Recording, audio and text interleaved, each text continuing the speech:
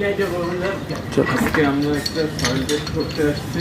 এটা হচ্ছে আমরা 2টা অথবা 3টে বোরিং করব 60 ফিট।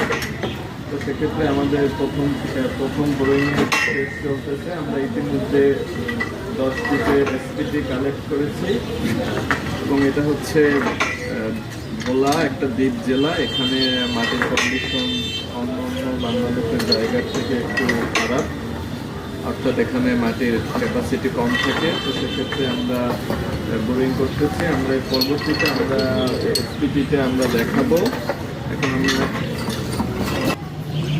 প্রথম যে আমরা এসপিটিটা কালেক্ট করেছি সেখানে আমাদের 5 ফিটে এসপিটি আসছে 111 এবং 10 ফিটে আসছে 112 এবং আমরা এখান থেকে এই সয়েল স্যাম্পলের নমুনাটা আমরা একটু আমাদের এইটা হচ্ছে 10 ফিটের সয়েল স্যাম্পল। আমরা সেক্ষেত্রে সয়েলের কন্ডিশনটা একটু দেখব যে আসলে এটা স্যান্ড না কেলে।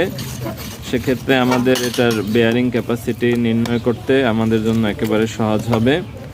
তো আমরা এখানে এমনিতেই দেখা যাচ্ছে যে এটা হচ্ছে কেলে, অর্থাৎ এই কেলে যে মাটিটা সেটা আমাদের হাইরাইজ বিল্ডিংয়ের জন্য অনেক সাপোর্ট হিসাবে কাজ করে, কারণ এটার ভাইব্রেশন নেওয়ার ক্যাপাসিটি বেশি থাকে। তারপর আমরা এটা একটু এই ধরে দেখাই। তো এক্ষেত্রে আমরা এটা দেখতে পাচ্ছি এটা হচ্ছে আমাদের এই যে কেলে, অর্থাৎ এখানে স্যান্ডের পরিমাণ একেবারে 0। এবার আমরা এই যে 20 ফিটের এসপিটিটা কিভাবে কালেক্ট করে সেটা আমরা দেখে আমরা এই হ্যামারটা নির্দিষ্ট হাইটে আমরা রাখার পর আমরা এখান থেকে হ্যামারটাকে ছেড়ে দিতেছি।